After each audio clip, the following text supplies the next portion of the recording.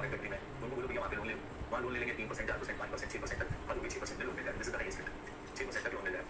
अब वहाँ पे लोन ले लिया, इंडिया पैसा दे दिया भाई, कन्वर्ट किया 62 का रेट में मिल गया, चलो कोई नहीं, 83 के रेट पे $1 लाख मान लिया अपने पास, 83 लाख यहाँ आ गए, 83 लाख यहाँ इन्वेस्ट कर दे 10%।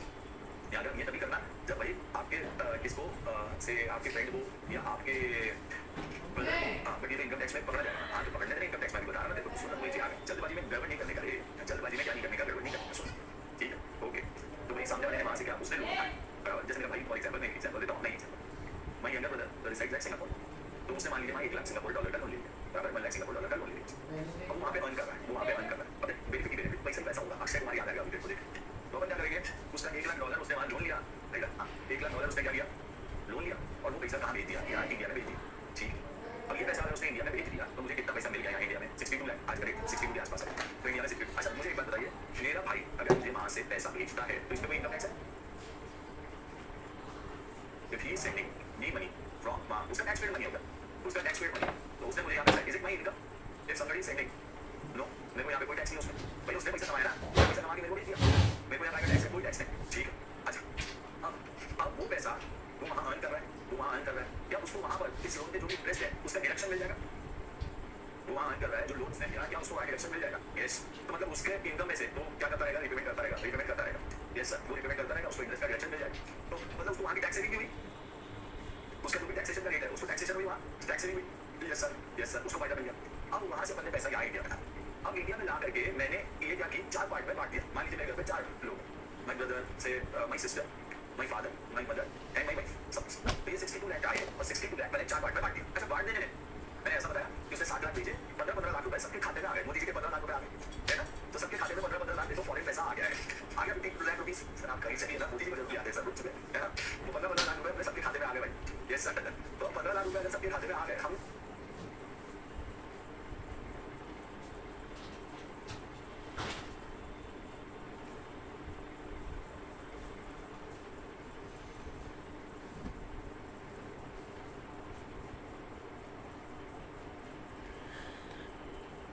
एफडी कर, चारों के नाम पे एफडी कर, और कुछ भी नहीं कर, चल एफडी पे क्या रेट ऑफ इंटरेस्ट मिलेगा इंडिया में, एफडी पे क्या रेट ऑफ इंटरेस्ट मिलेगा इंडिया में,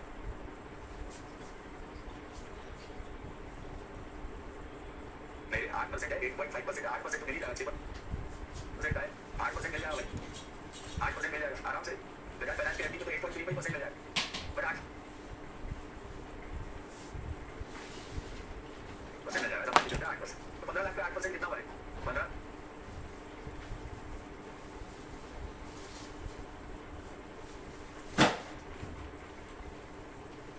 लाख पे 8% वो कितना हुआ, 80, और 5 लाख पे 1,20,000, 1,20,000, अच्छा 1,20,000 की इनकम आ गई,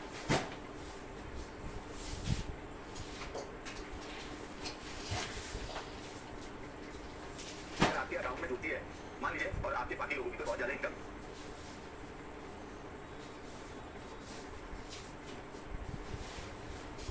नहीं है मेरी होगी, मान लीजिए अदर इनकम बहुत ज्यादा नहीं, तो क्या आपको 1,20,000 पे कोई टैक्स देना होगा, बेसिक सैलरी 5 लाख के नीचे,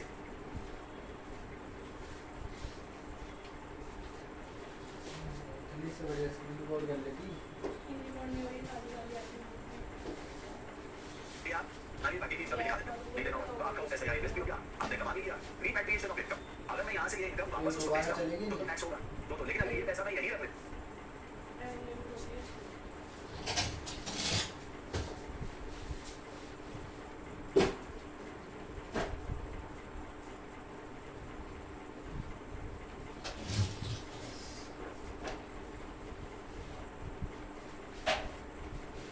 ट्यूशन के है और भाई उसी का पैसा है, मतलब अगर ये तो उसको इसमें से कुछ भी नहीं देंगे, सिर्फ उसके ये भाई है ना भाई, उसका ये भी घर यहीं का भी उसी का घर हमारा भी घर उसका ही, हमारा भी वो है,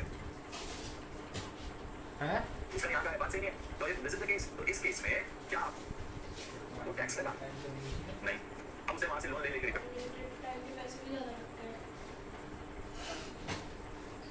कर दिया, उतने ही पैसे पे उसने अर्न करके रिपेमेंट कर दिया, और उसका पैसा यहाँ ऑटोमेटिकली 4 नाम से एफडी में जमा है, बैठे दिखाए कितना परसेंट, मान उसको 3% वहाँ क्या लग रहा है इंटरेस्ट लग रहा है, और अगर यहाँ 6% मिल रहा है तो 5 या 8% मिल रहा है, हमने बैठे दिखाए 5% अर्न कर लिया उस पैसे पे without any risk, without any taxation with in the permit of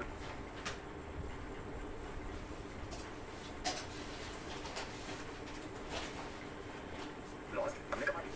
तो अब ये वाला जो बात है, सही है सर। तो अगर ये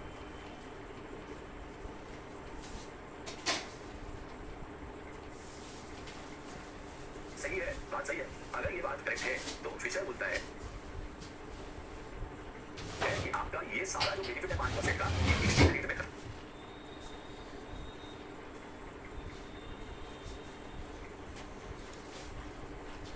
हो जाना चाहिए।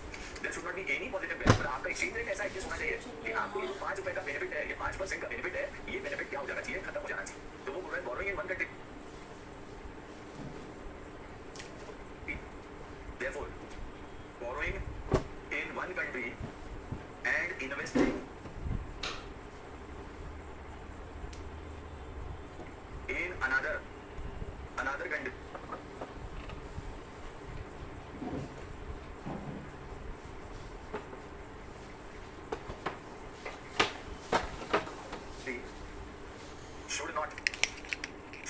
should not provide positive return, provide आवाज तो बढ़ा ले Language. हैं बोले तो उसको रोकती तो सही वीडियो को रोक दिया। पॉजिटिव अरे यहाँ से- रिटर्न। एक कंट्री में बोरो करेंगे और दूसरी कंट्री में अगर इन्वेस्ट करेंगे तो आपको क्या नहीं होना चाहिए, से क्या नहीं एक्सचेंज रेट का फायदा नहीं करना चाहिए। तो इन अदर वर्ड्स अगर प्राइस में डिफरेंस, अगर मान लेते हैं प्राइसिंग डोमेस्टिक कंट्री 1000 है और यहाँ प्राइसिंग यहाँ पे कितना है 1300 है और हमारा रेट का डिफरेंस रेट यहाँ 10% है और यहाँ 8% है, तो एक्सचेंज डिफरेंस निकालो यहाँ पर 300, तो पॉजिटिव नेगेटिव कैसे लिखोगे 300 डिवाइडेड बाय 2% कैलकुलेट कर। ये बहुत ज्यादा फर्क हो गया, 10 रुपए और 16 रुपए ले लेते, चलो ऐसा करें 10 रुपए और 16 रुपए ले लेते।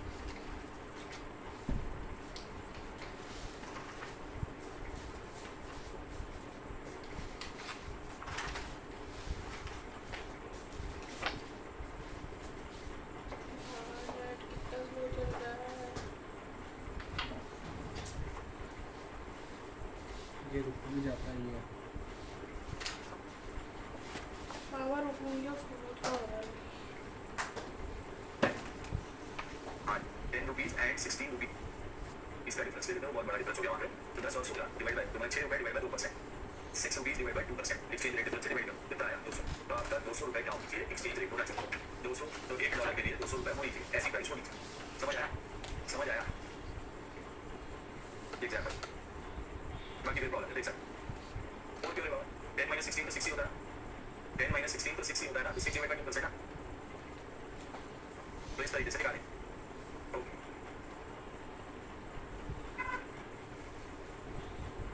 अच्छा 300 आ रहा है, 300 आ रहा है, एक 300 आ, एक 300 होगा, 300। हाँ जी, अगला चीज फॉरेन एक्सचेंज मार्केट में कौन कौन पार्टिसिपेंट होते हैं, फॉरेन एक्सचेंज मार्केट में पार्टिसिपेंट्स कौन कौन होते हैं। आज के लिए last concept, foreign exchange market में who all are participants, participants in foreign exchange market, आज के लिए last concept, participants in foreign exchange market concept. क्या नंबर चल रहा है, कंसेप्ट का नंबर क्या चल रहा है, बाप रे ये तो बहुत लंबा कंसेप्ट बता दिया, कंसेप्ट 10 कंसेप्ट 10। चलो यार ध्यान, 2-4 और कंसेप्ट है और फिर प्रॉब्लम सॉल्व कर लें, ये खत्म हो जाएगा इस वीक में, ये वाला पार्ट खत्म हो गया। Foreign exchange market, foreign exchange market. Now foreign exchange market में who all are participants, participants कौन कौन है आपके हिसाब से फॉरेन एक्सचेंज में कौन कौन डील करता है, चलिए बताइए कौन कौन। सबसे नंबर 1 तो बैंक सी है जो बेचती है, नंबर 1 तो बैंक सी बराबर। फिर दूसरी नॉन बैंकिंग एंटिटीज है, non banking entities, non banking entities जैसे कि कौन कौन, जैसे नॉन बैंकिंग एंटिटी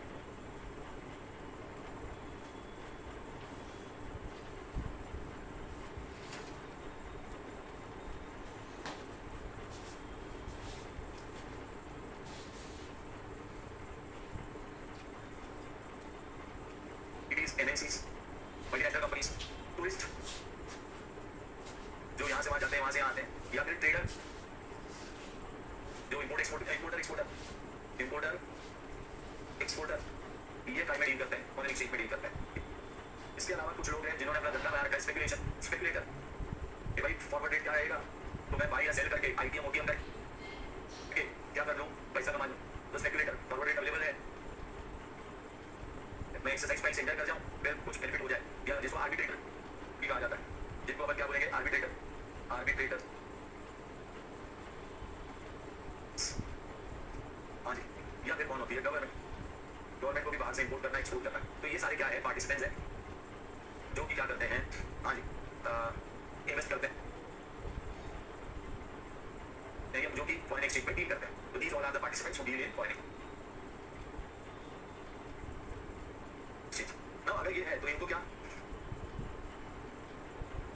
तो इनको कई सारे तरीके का एक्सपोजर है फॉरेन एक्सपोजर। इन सब पार्टिसिपेंट्स को फॉरेन एक्सचेंज क्या है, एक्सपोजर है। मैं सिर्फ नाम लिख देता हूँ फॉरेन करेंसी एक्सपोजर के, और फिर ये फॉरेन करेंसी एक्सपोजर को इंडिया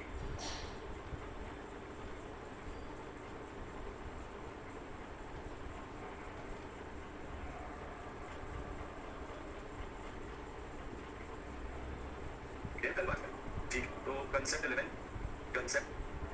11 इन सबको फॉरेन करेंसी एक्सपोजर है। तीन टाइप की फॉरेन करेंसी एक्सपोजर होती है। एक को बोलते हैं ट्रांसलेशन एक्सपोजर, एक्चुअली ये अकाउंटिंग एक्सपोजर है। ट्रांसलेशन एक्सपोजर मैं सिर्फ लिखाता नहीं हूँ, मैं नाम बोल देता हूँ, पूरा कंसेप्ट बोल देता हूँ। ट्रांसलेशन एक्सपोजर का मतलब होता है कि काइंड एक्सपोजर, जैसे बैलेंस शीट को अगर एक कंट्री अपना इंडिया में हेड ऑफिस है और अपनी ब्रांचेस जापान में भी है, अपनी ब्रांचेस चाइना में भी है, से यूएस में,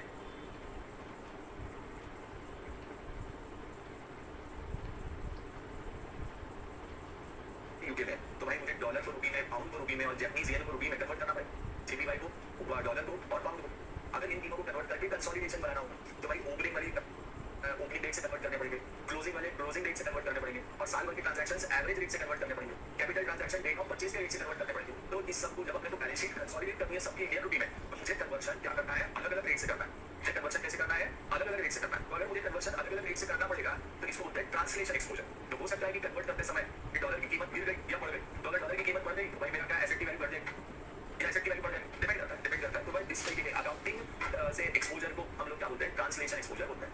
दूसरा एक्सपोजर होता है जिसको हम लोग बोलते हैं ऑपरेटिंग एक्सपोजर। ऑपरेटिंग एक्सपोजर मतलब है कि कोई टूरिस्ट है, आप यहाँ से यूएस घूमने गए, आप सोच के गए कि भैया मेरा क्या $10,000 में पूरा टूर हो जाएगा। मतलब $10,000 मतलब क्या होगा, 8 लाख रुपए, तो $10,000 में सारा हो जाएगा। रेट अचानक 4 रुपए से बढ़ गया, तो भाई अब 8,40,000 लगेंगे, तो आपका ऑपरेटिंग एक्सपोजर हो गया 40,000 का। या एज अ टूरिस्ट आप सोच रहे थे कि 8 लाख में सारी बात हो जाएगी $10,000 में, बट अब क्या हो गया, रेट बढ़ गया, 84 का हो गया, तो आपको जहाँ खर्चा 8 लाख का लगना था वहाँ खर्चा 8,40,000 का लग जाएगा। तो दिस इज ऑपरेटिंग एक्सपोजर। इस एक्सपोजर को क्या बोलते हैं, ऑपरेटिंग एक्सपोजर। और तीसरा एक्सपोजर, थर्ड एक्सपोजर, जिसको बोलते हैं ट्रांजैक्शन एक्सपोजर।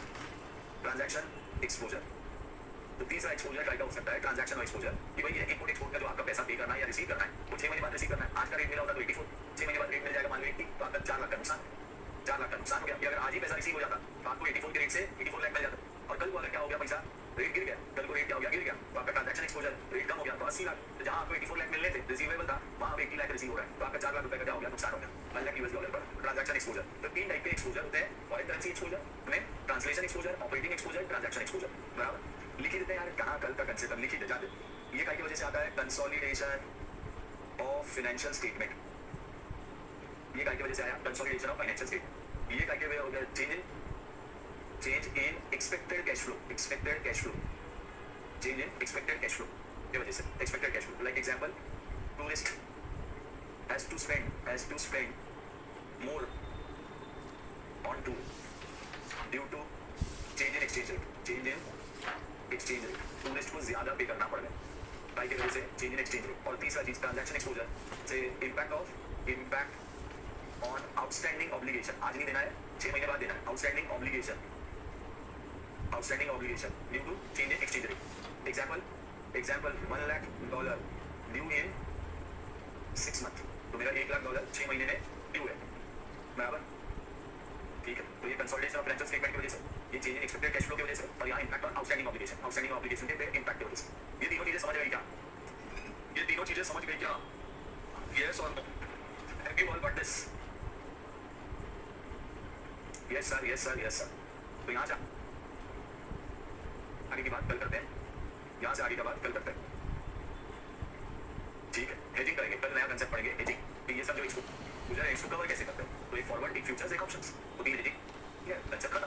और फिर प्रॉब्लम चला, सिर्फ एक ही कंसेप्ट, बेसिकली एक ही कंसेप्ट बचा, एजिंग, हम वो एजिंग का फ्यूचर फॉरवर्ड ऑप्शंस 3 तरीके हैं, तो वो पोस्ट तरीके से करेंगे तो कंसेप्ट खत्म हो जाएगा, प्रॉब्लम सॉल्व कर लेंगे। ठीक है, चलो कल मिलते हैं। Bye guys, bye everyone, bye bye bye bye bye bye bye bye guys, bye bye bye.